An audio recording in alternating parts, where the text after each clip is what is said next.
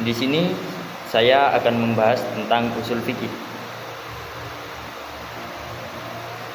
Definisi usul fikih. Secara bahasa, usul fikih terdiri dari dua kata, yaitu usul yang berarti pokok, dasar atau fondasi, dan fikih yang berarti pemahaman yang mendalam.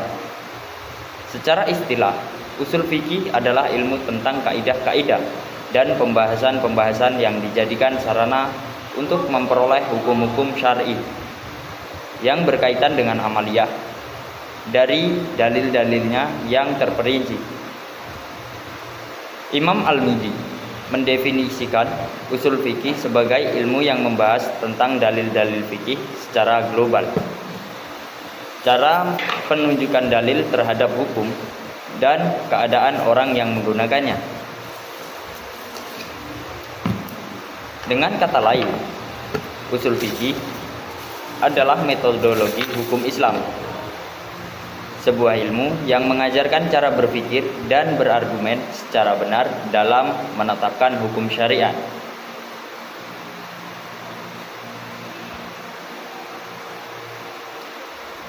Usul fikih memiliki kedudukan yang sangat penting dalam khasanah keilmuan Islam. Di antaranya memahami dasar-dasar berdalil yang benar agar hukum yang dihasilkan memiliki landasan yang sahih dan dapat dipertanggungjawabkan. Membedakan antara dalil yang sah dan tidak sah, sehingga tidak semua argumen dapat dijadikan dasar hukum. Menggali dan menetapkan hukum syarak secara sistematis, memberikan metode yang terstruktur bagi para mujtahid, menjawab persoalan hukum baru di era kontemporer seperti hukum teknologi, keuangan digital, bioetika, dan lain sebagainya.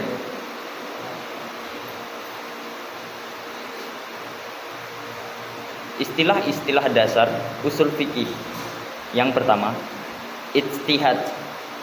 Ijtihad berasal dari kata jahada yang berarti bersungguh-sungguh atau mengerahkan kemampuan.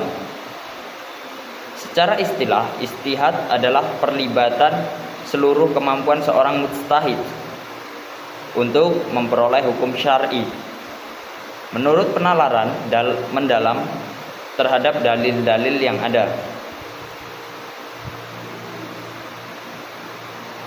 Syarat seorang mujtahid yaitu menguasai Al-Quran dan ilmu-ilmu terkait, menguasai hadis dan ulum al-hadis, memahami ijma, menggunakan bahasa Arab, memahami usul fikih, dan memahami maqasid syariah. Dasar ijtihad terdapat dalam hadis Nabi Shallallahu Alaihi Wasallam. Idza hakamal hakimu fajtahada summa asaba falahu ajroni wa idza hakama. Artinya, apabila seorang hakim memutuskan hukum lalu berijtihad kemudian benar, maka baginya 2 pahala. Dan apabila ia berijtihad kemudian salah, maka baginya 1 pahala. Hadis riwayat Bukhari dan Muslim. Contoh dalam kehidupan sehari-hari, para ulama melakukan ijtihad untuk menetapkan hukum transaksi digital seperti e-commerce, asuransi syariah, dan mata uang kripto. Karena persoalan dan tidak ada nasnya di zaman Nabi Shallallahu Alaihi Wasallam, para mujtahid menggunakan metode qiyas dan maslahah mursalah untuk sampai pada kesimpulan hukum yang tepat. Yang kedua, istinbat. Istinbat adalah proses penggalian dan penyimpulan hukum Islam dari dalil-dalil syar'i secara sistematis dan metodis. Kata ini berasal dari kata nabatta yang berarti mengeluarkan air dari dalam sumur. Sebuah analogi yang indah tentang bagaimana ulama menggali hukum dari sumber-sumbernya. Sumber istinbat mengikuti urutan Al-Quran, hadis, ijma, kemudian qiyas. Contoh dalam kehidupan sehari-hari, ulama menyimpulkan hukum merokok melalui istimbat dari dalil larangan membahayakan diri sendiri dalam hadis la dororo wa la diror. Tidak boleh membahayakan diri sendiri dan orang lain. Yang ketiga yaitu taklid dan ittiba. Taklid dan adalah mengikuti pendapat seorang mujtahid tanpa mengetahui dalilnya.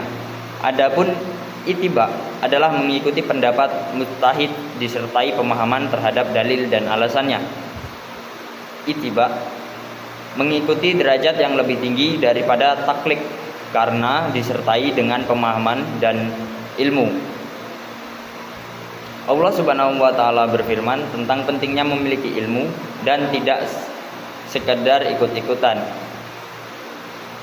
Qul hal sawil ladina ya'lamuna wal ladina la ya'lamuna inama yatazakaru awwalu al-babi.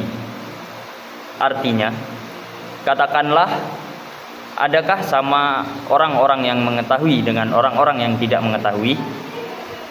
Sesungguhnya orang yang berakallah yang dapat menerima pelajaran. Quran surat Az-Zumar ayat 9. Dalil dan sumber-sumber hukum Islam. Para ulama usul fikih menetapkan 4 sumber utama hukum Islam yang disepakati dengan urutan prioritas yang jelas. Urutan ini bukan semata-mata hierarki formal, melainkan mencerminkan derajat kekuatan dan keautentikan dalil. Yang pertama yaitu Al-Quran.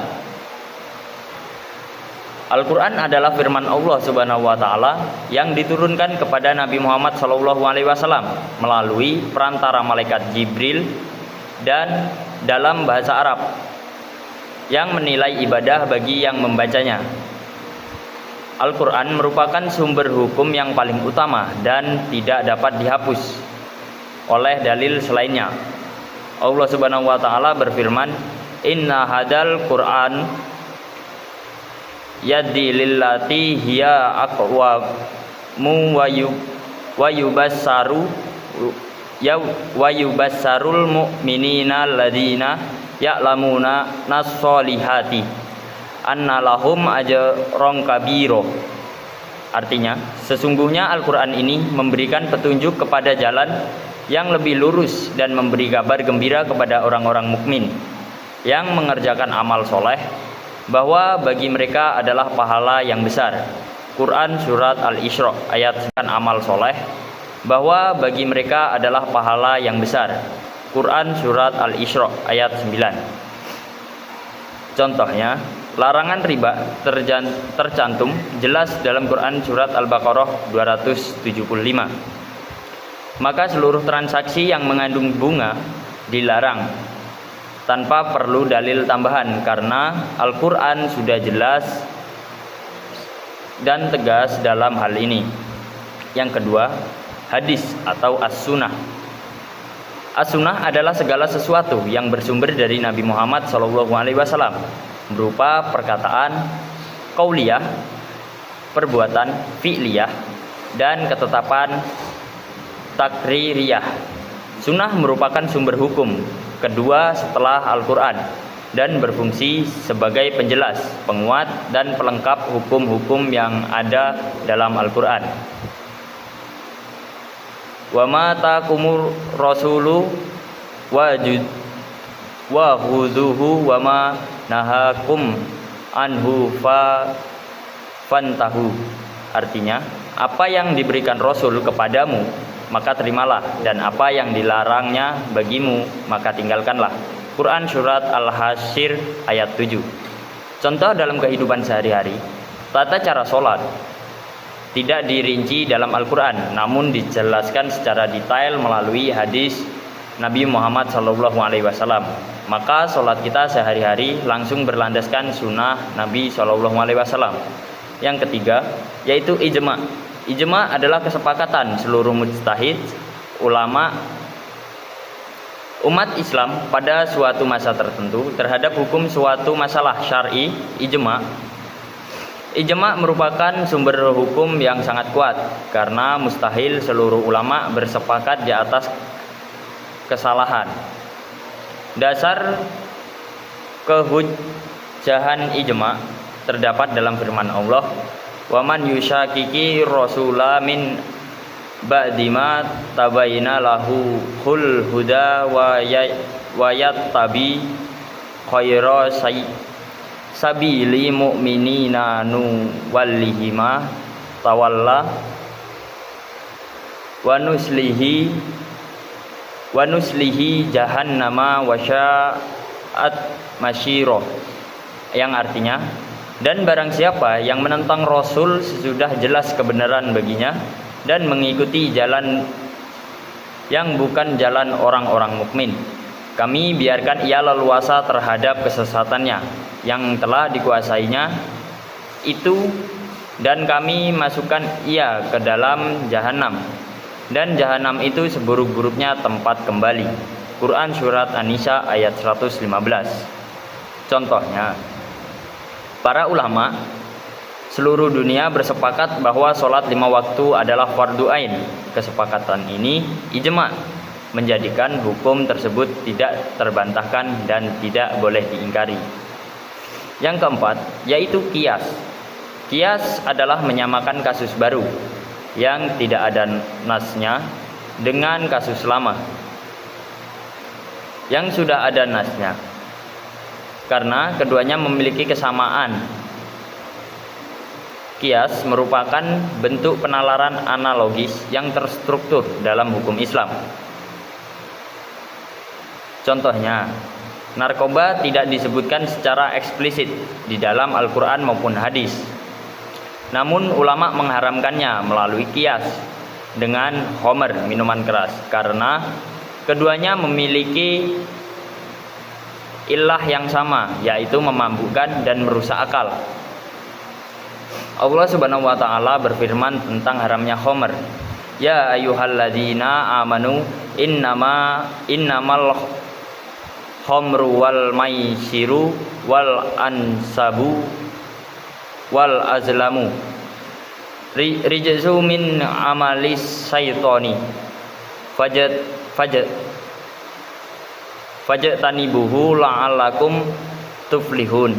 Artinya, wahai orang-orang yang beriman, sesungguhnya minuman keras, berjudi, berhala, dan mengundi nasib dengan anak panah adalah perbuatan keji dan termasuk perbuatan syaitan. Maka jauhilah perbuatan-perbuatan itu agar kamu beruntung. Quran Surat Al-Ma'idah ayat 90.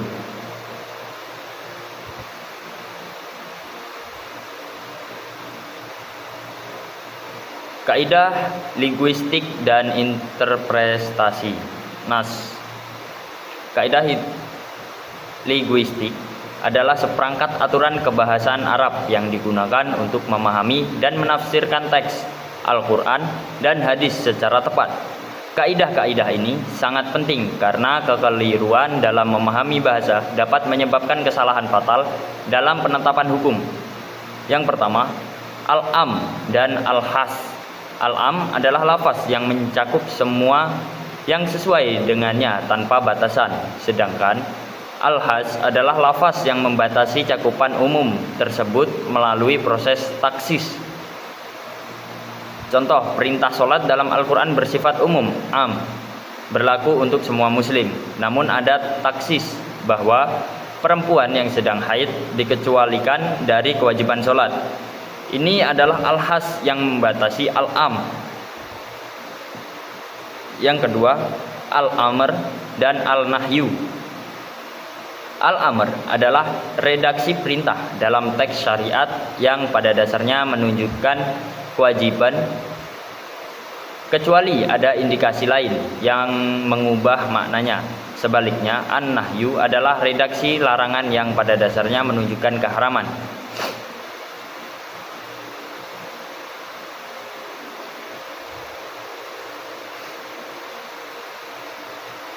Wa aqimu sholata wa atu zakata warka'u ma'arraki'in.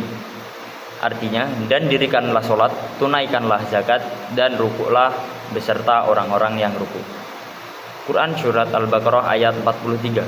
Ayat di atas menggunakan redaksi perintah.